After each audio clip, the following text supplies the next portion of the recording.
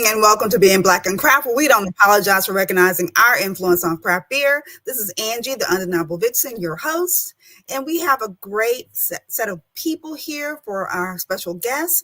But let's go ahead and get into some beer news.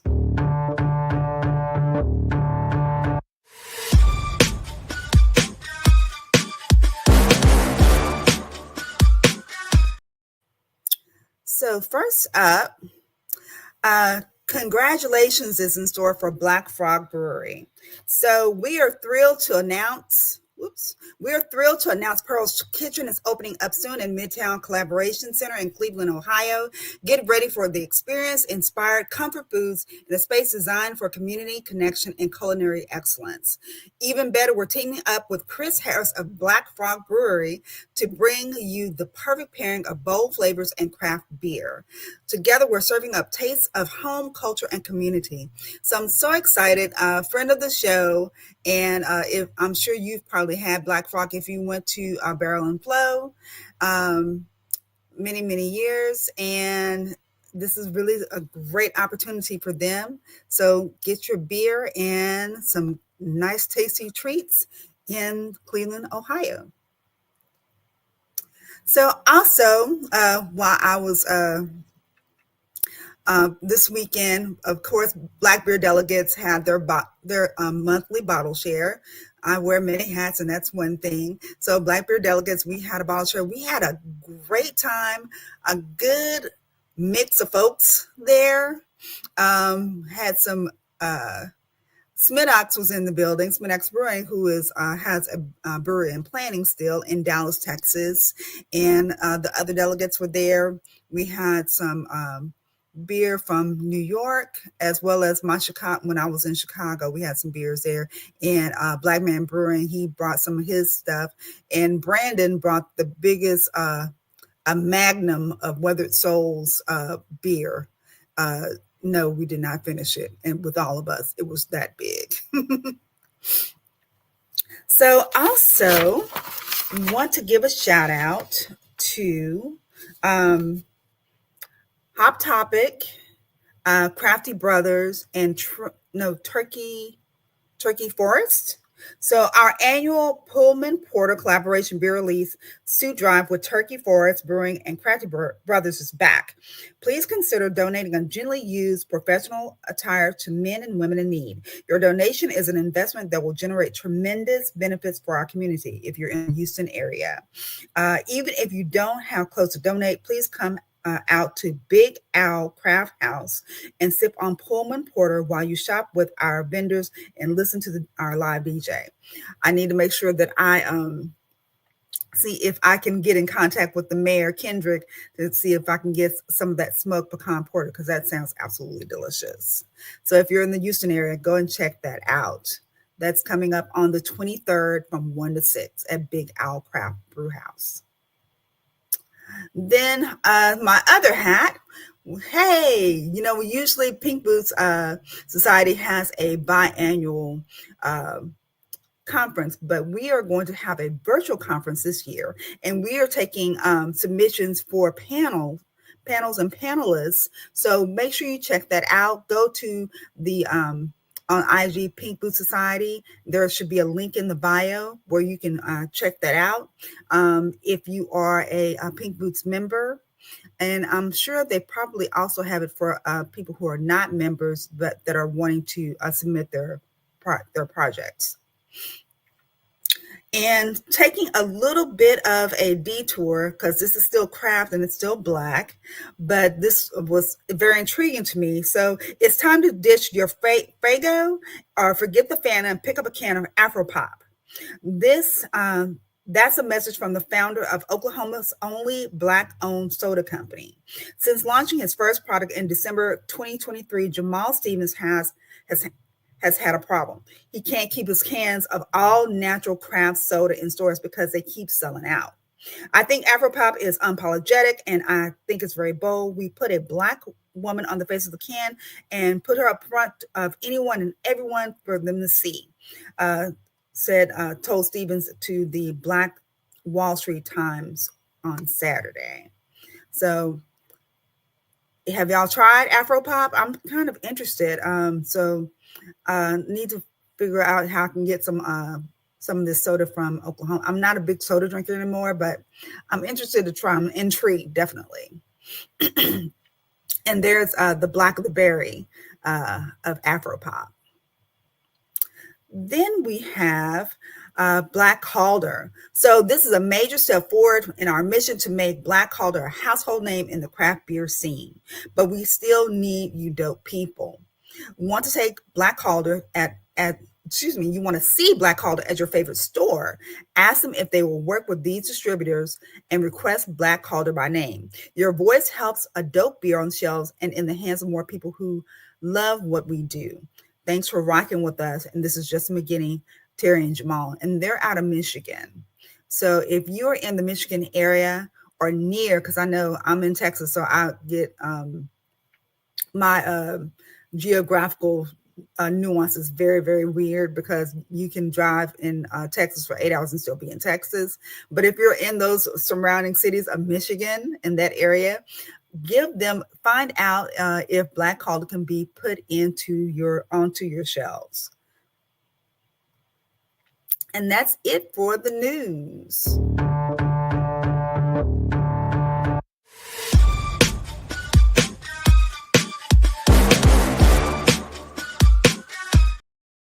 So let me go ahead and introduce my guests. Hello, hello, hello. Hello, everyone. So Hello. it is so good to see you. So the name of the brewery is Novel Strand.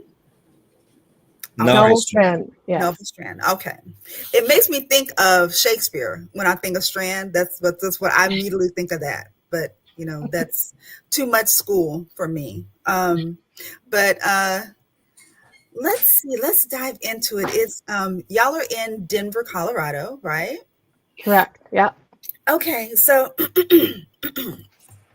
let me grab some water. I see Tamara was drinking something. What are you drinking on? Am I allowed to curse on your podcast? Absolutely. Fuck yeah. It's a beer that we make that's called Ninja Shit. Oh, yes. It's a black lager. It's very smooth, gives you nice light roasted malt flavor, and then it's just very clean. We named it after our dog. He's a Japanese dog. It's a very rare breed. He's very stealthy when he's hunting in the forest. And so the beer is called Ninja Shit because that's what he does. Some real ninja shit in the woods. Very good. Very good. Okay. So just thinking about your beer and the innovations that you've done with your beer, how do you define your brewery's identity, and has it evolved since you opened? And anybody can take this.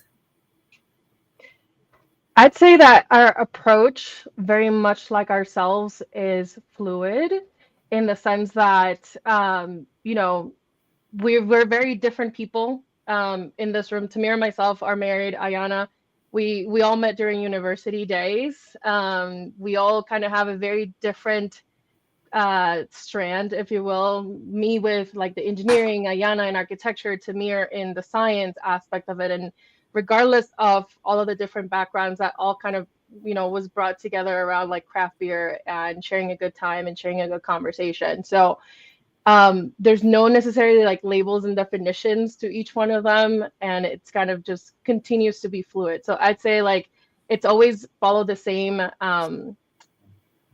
wave, if you will, but we definitely have evolved into different things ourselves. So okay, it's the name is a play on DNA, right? Novel Strand is new DNA. Ayana's wearing the logo. She can show our full logo. And so to be a science nerd also and build on what Chantel said, just like DNA gets new mutations and new things happen, we're evolving, we're trying new things, we're learning new things, we're coming into ourselves as human beings and as a business. So, there's always something that we're developing and working on, I'd say, over here. So the brewery's constantly changing and we're constantly refining. So it's hard to nail down. Ayana, do you have anything? I think the two of them nailed it, really. Okay. Okay. Um, so I'm going back to school. Uh, being an I guess a drama uh theater kid, that's where I was. The science kids, um, we never really crossed paths. I was always very, very much intrigued with uh you being able to do those things. Chemistry just about killed me. So Me too. but well, how was that tenacity in staying with that? Was that just a natural thing that you just drew to? Like what? Like doing science? Yes, doing science. I was a very curious kid. My parents are both very, very, very smart, and they sort of just encouraged that curiosity a lot. So I think that kind of helped. It's not easy. I didn't like organic chemistry and shit like that either. But I think if you're naturally curious, science is like really fun. So now I get to do that with beer. So Tenacity is a strong word, you know, isn't it? so how nerdy do you think that y'all get? Do y'all just like, I mean, How nerdy do you want to get? as I nerdy love that. Like, I'd say that I love that. Like, I found myself to kind of be in I'm not the science mind by any means, but I was definitely like the theater kid and the creativity kid. Like, I love everything arts and crafts, but I was also into the math aspect of it. So that's why I went into engineering. That's why in my head, I'm like, oh, math and art. Like, that's architecture, that's engineering. That's where I'm going to go. Um, Hmm. it's really funny that like for me I feel like there was like a little bit of a balance between the two where like I wasn't drawn into any particular one, but but always that curiosity that Tamir talks about is how I feel we approach everything that we do and has helped us kind of, again, evolve into the different things that we have done with the business. Okay. Okay. Um, so who is, do y'all all brew, or is there one person that's, no? Tamir. Tamir, you are the brewer. Okay. I make the beer. All right. So when you're making the beer, I have this is a question, a standing question that I usually have. I know I studied your questions. I saw another video. I was prepared So for it. okay, so this is one question that I just really wanted people want to see. Maybe you might be able to do during. Let's see. You're putting in maybe you're putting more hops in because you're doing maybe you're doing a triple. What's playing in the background in your head? What's playing?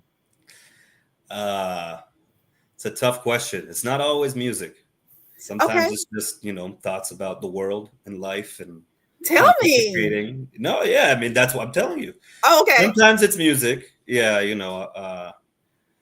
I like a lot of old school rap and soul and jazz and world music and stuff like that. So if whatever song is stuck in my head, I'm probably humming or singing or whatever.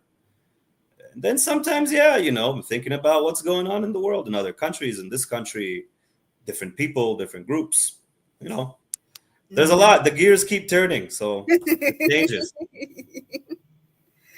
So, what is it about Denver, that the Denver beer scene, that made opening a brewery the right time? Chanti. I was gonna say there's a couple of things, a couple of factors that went into that. Like we met back in New York and we lived in New York City for a little bit where we got to explore and I got more comfortable with the world of craft beer and everything. We visited Denver 2 years prior to moving here, and I just really liked the lifestyle, like the access to nature, just like how kind of open and friendly everybody seemed. And I was like, I could see ourselves here. And as we went to like four different breweries, I think, on that trip, at least on a weekend. And just like seeing every single tap room, how different they were, how, again, open they were, how friendly the scene was, um, made it in our head, like, maybe this is something we could do. The other thing for that was also the cost of entry. Like, things are a little cheaper at that time in At Denver. that time. So at that time, Yeah. yes. So whether it was the rent or, rent, let's say, being one big one, but just like it seemed more feasible to do it out here versus like, let's say, New York City, Oh yeah. where it just seemed like there was, too much blockers. So for us, between like the lifestyle aspect of it, but also like, hey, can we make this happen? This is already has a mature market. Can we make our way there, and kind of explore our fit within this mature market? So Okay. What do you think, Tamir, as far as like, was there anything that struck out to you that made it, this is the right place and the right time? Yeah, I mean, when we opened the brewery, Chantel and I were like 27 and Ayana was 28. So we were also young. Um, Denver stood out to me more because of, like Chantel said, it was a mature beer market already. So there's benefits and what's the opposite of benefit in English? I forget. I'm sorry. Like challenges. I guess like a challenge to, Mhm. like, let's say opening in a city that really knows beer or a city that has no Mhm. like craft beer, right? So let's say you Uh-huh. go somewhere where they're used to just drinking Coors and Budweiser, like you have a lot of work, but you're the only one doing any sort of like trends or education. If you come to a place like Mhm. Denver, the city's beer culture is sort of plug and play. Like if you say, especially in 2018, it was like a new brewery is opening like at least it felt like every 2 weeks, and people were excited and going out, and there was always like a big passion in Denver for like who's making new beer, what's unique, what's the style. So it felt like if we were to try what we wanted to do here, there's already people basically looking for it and Mhm. ready for it, and we wanted to come in swinging, so it felt better to do that, instead of having to completely start from the ground up of like, yes, this is an IPA, it is more bitter and more tropical and more whatever, right? So in Denver you can just sort of come in and be like, yeah, we make this, Yeah. this, and this, and people are like, Right. pardon. Yeah. Okay. Yeah. I've been to Denver twice, I think. And the first time I went, I did not like craft beer. I was still under the train of, it smells horrible, it tastes horrible, I'm sure, and no, why do people drink it? And I cry when I think about that, because it was probably even way cheaper, because I'm a lot older than both of y'all. But it's like, yeah, I can see that. How is it? Just talking about beer, because y'all are, weed is legal there, right? Correct. So do y'all have any TH? Because I looked at the beer list, but I didn't see any. And was that a conscious decision not No, to? no, no, it's illegal. Oh, that is illegal. Yes, you cannot THC, correct. mix in the I same mean, product THC and alcohol. oh, I mean, I'm sorry. I meant, I guess, just THC infused. Is it like separated? Like what's So, like us as an alcohol producing facility can't make anything that contains period? THC. Period. That our Period. license is contracted. Okay. Can't do it. Okay. That's why people do, they'll contract it somewhere else and do Yeah, it. yeah. So if we Okay. wanted some product made in a facility that makes, I guess, THC infused stuff, but we would not be able to sell it out of our tap room, so it wouldn't matter. Mhm. We would Mhm. maybe Okay. send it to Okay. a dispensary, but yeah. Also, Chantel's gonna give me a slap later, but I always like to say this when people ask about that. Like, I've never smoked a joint and held a beer and felt that it was too much work and that I needed to mix them together. Like, they're perfectly fine separate. You know what I mean? Oh yeah. But sometimes people want a little bit of column A sometimes, or you you're going together with somebody and it's like, oh no, I want to smoke something, and no, I want to do something, because I've never smoked. I've never smoked it out. It looks like you need a trip back to Colorado. Probably. I'm going to Amsterdam in November, so There you Oh, go. fun. There you go. we'll see what happens. Similar, just switch the canals for mountains. Very much so. Very much so.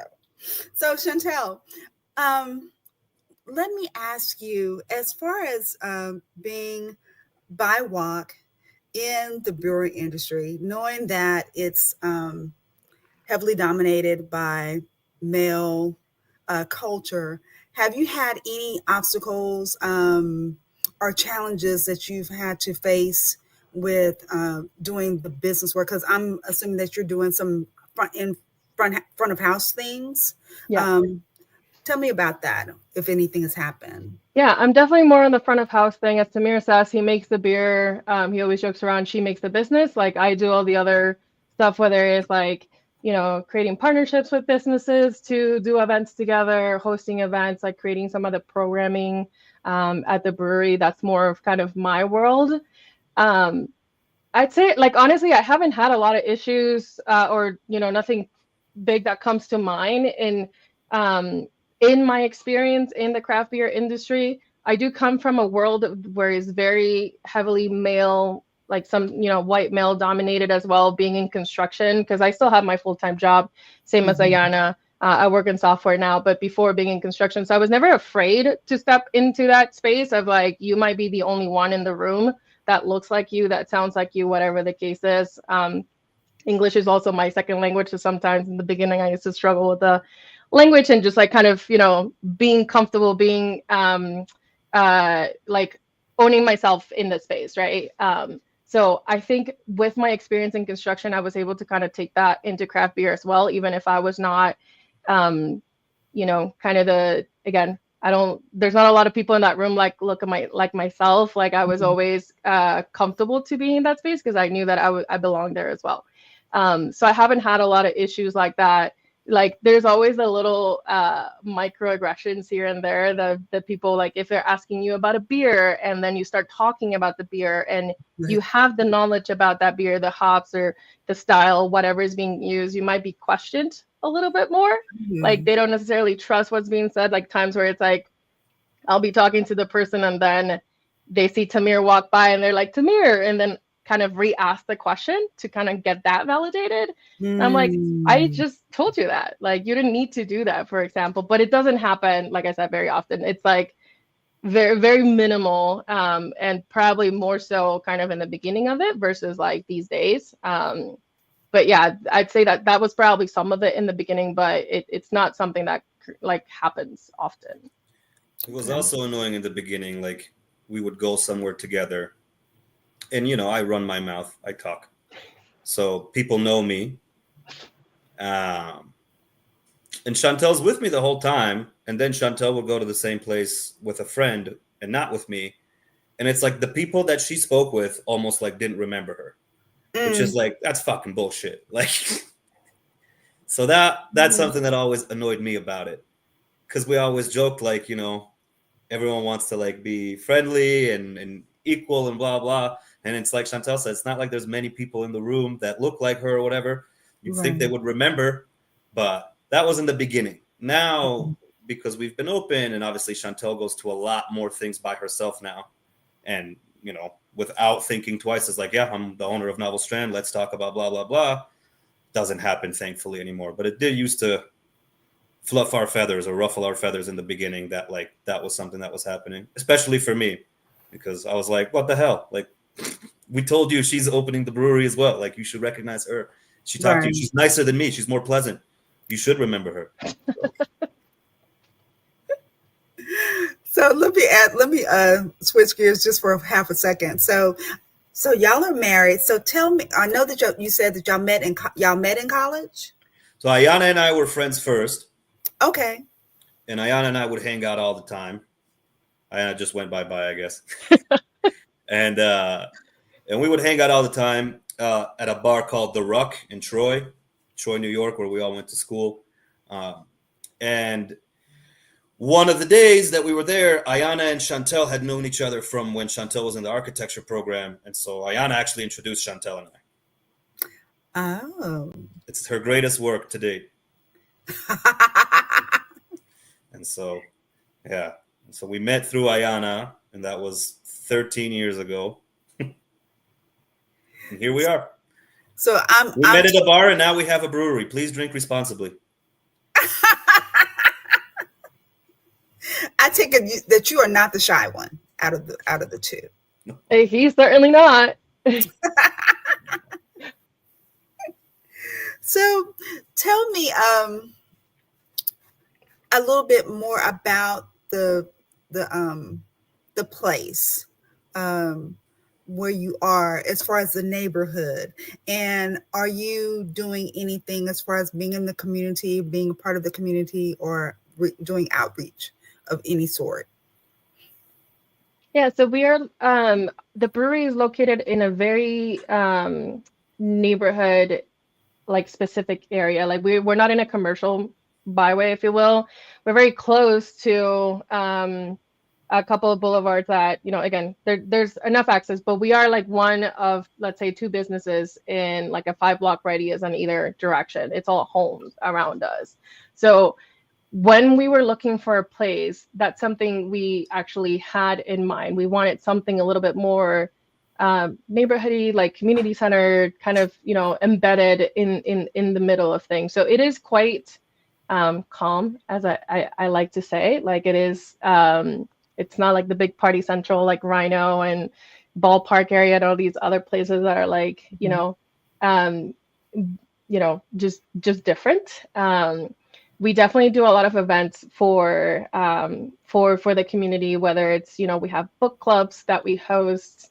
This is actually our 4th year hosting the book club. So we meet monthly and we talk about a lot of different stories. We read a lot of different authors, and just like share time in community. And that there's trivia that we do, game nights, a lot of different things for a lot of different people so that they can come and share time together at the brewery. Nice. Chantel's being humble. It's not we do a book club. She does a book club. She's got 600 people on the mailing list. She's awesome. And she brings a lot of community to the space because that's what we want to host. So I won't be as humble as her. She does great work to bring people together and build a space and an environment for them where they can feel comfortable and enjoy, and it don't matter who they are. And I can tell you, as a book nerd, because I just bought a t-shirt that says book travert, that is one of my favorite things to do, would be to go to a brewery and read and then be with some other folks that do the same thing. So that's awesome. That really I love that. Awesome. Yeah. Let's play a game.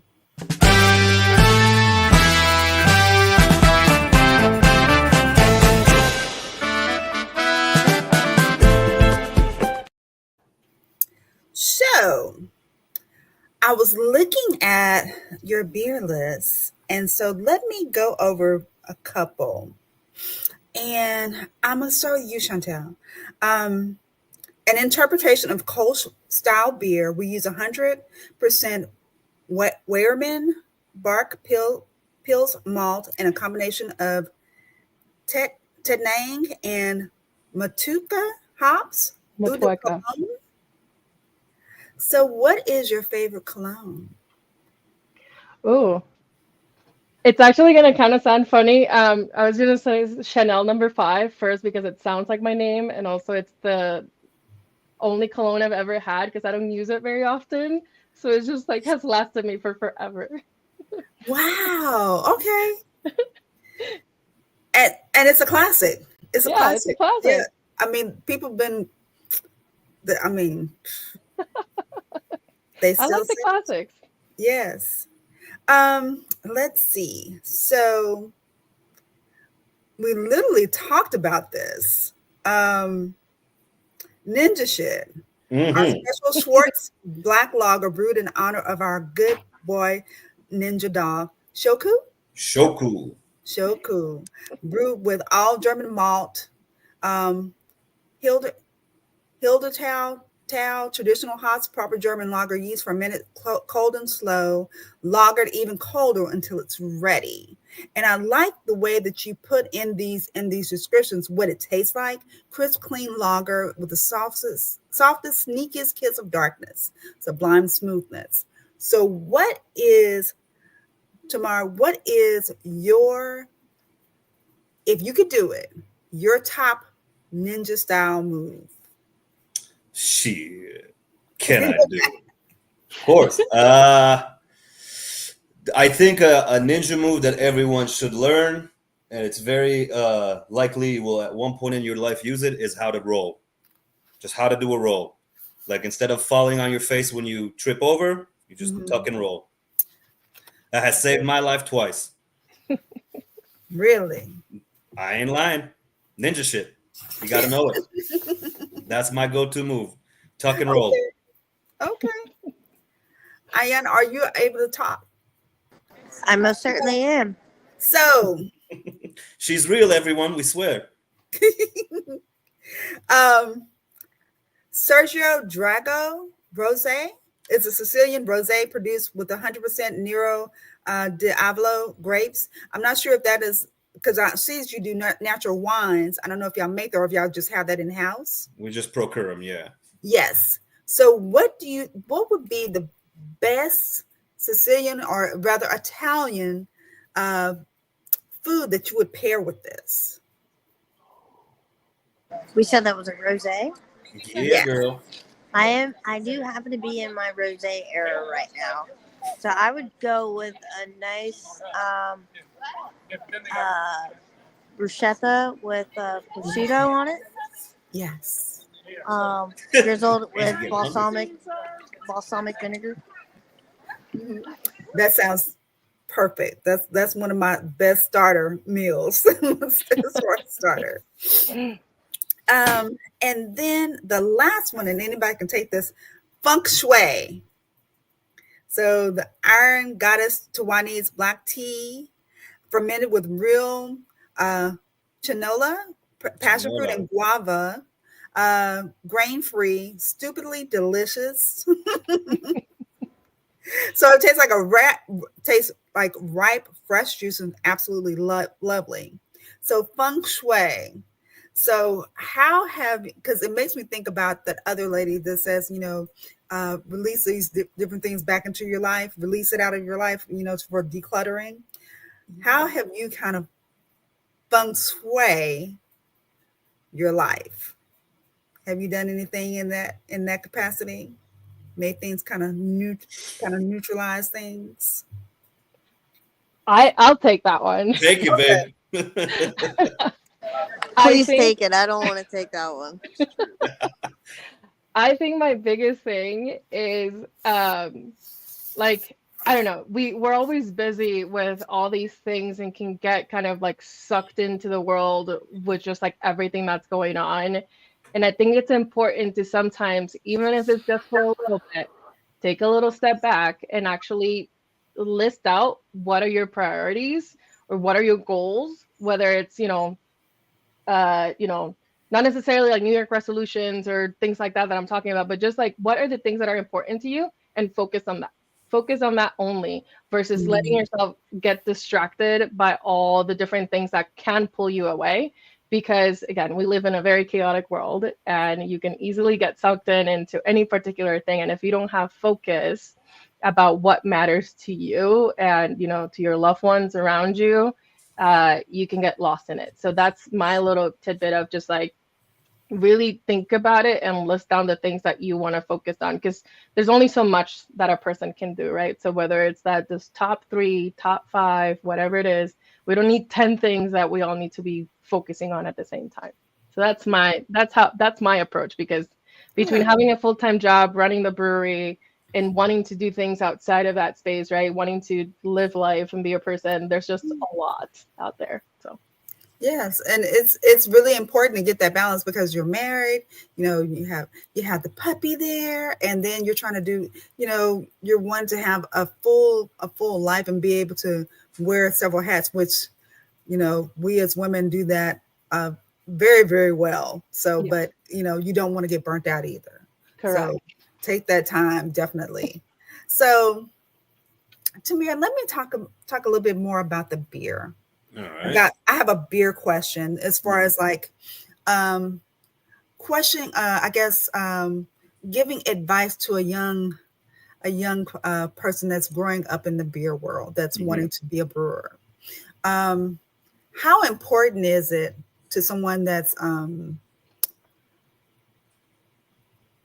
starting out and they may not have the capacity to do all the testing on their beer. Right. So let me give you a scenario. You are giving someone is saying, "Hey, yo, try my beer," and you try it, and you're like, they missed something. They missed Mm-hmm. as far as like the flavor is not there. It's not carbonated. Mm-hmm. It's like maybe a drained sock. Um, how do you respectfully tell them to try to start over, to maybe Well, start? first of all, I'm a nice dickhead. Like, I'm direct. So if you give me something, like, if you're a home brewer and you give me a beer and it's not good, I'm gonna say, like, hey, it's not good. I don't think I'm trying to hurt you. I'm just gonna be honest. I'm not gonna waste your time, right? And so I'm gonna say, hey, this did not come out good.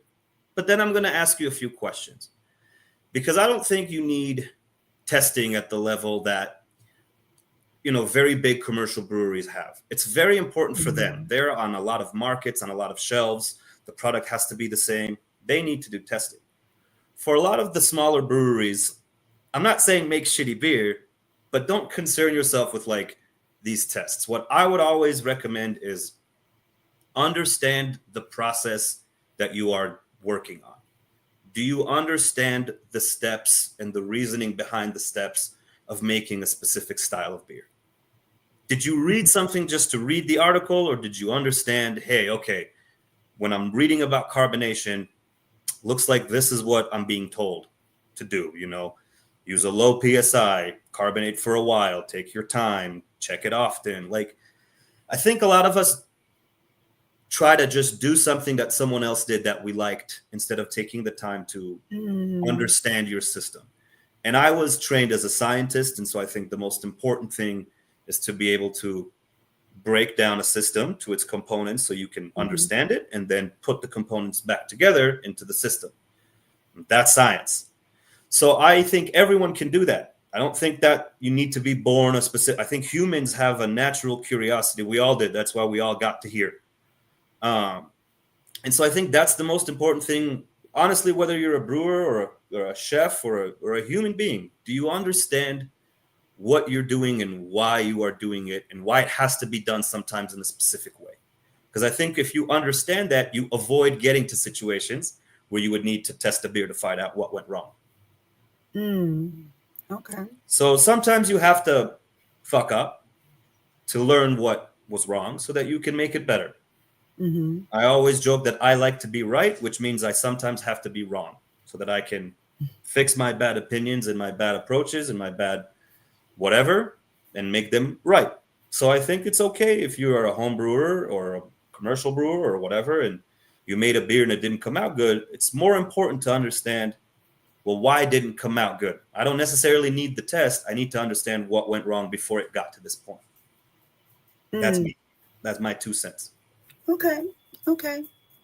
So, was there anything as far as any beers that you had where you thought you totally jacked it up, but it came out right and it's on the tap list? Yeah, one time. Usually, if I'm confident that I fucked up, I'm gonna dump it. I don't care. I'm Okay. not gonna make anyone pay for something that I can't stand behind. Mm-hmm. But one time I got wine barrels from some winemaker, and the beer in them just didn't like those barrels. There was like a briny element, almost like olivey. And I let it sit for a while because when you make barrel beer the way we make barrel beer, a lot of crazy things can happen with the different yeasts and bacteria and with time. And I waited, I think, like 9 months. I just forgot about it. I left it. I was like, man, I tasted this at a time when normally my barrel beers start tasting really good.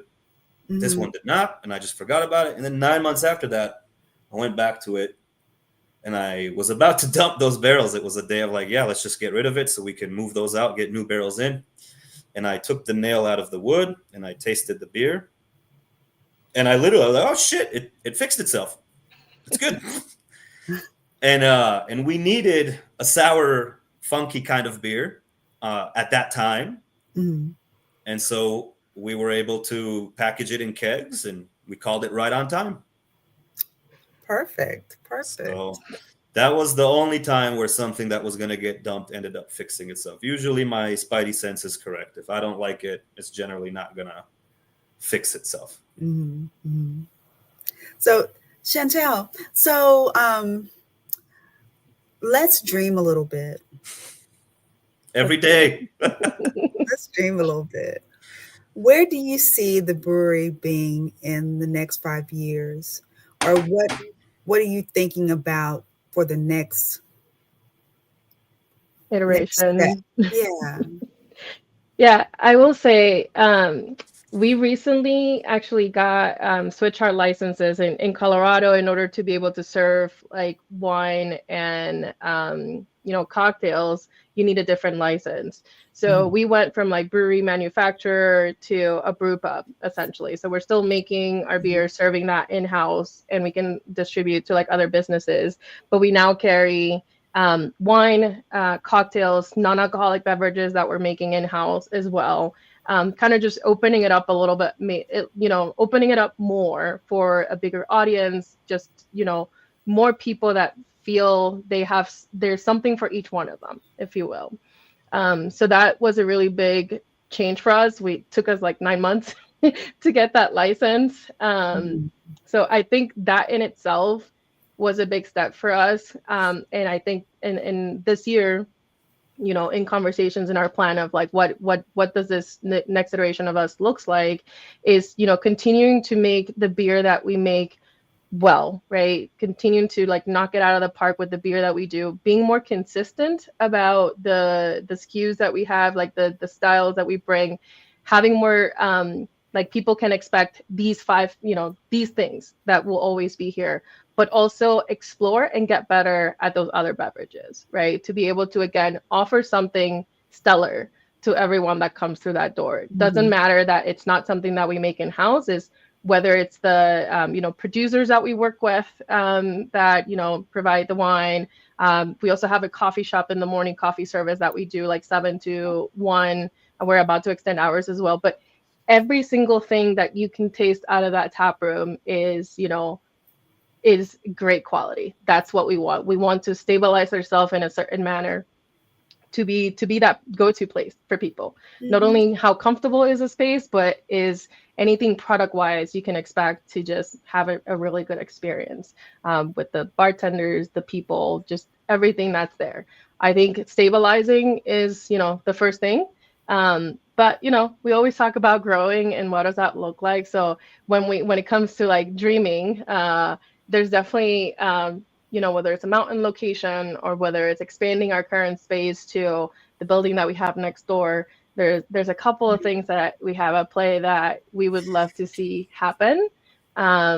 Just, but again, it's all one step at a time, one little bite of the cake each time, until you are able to get it all. So yeah, it's just continuing to work hard at the things that we do it well, and see where it goes.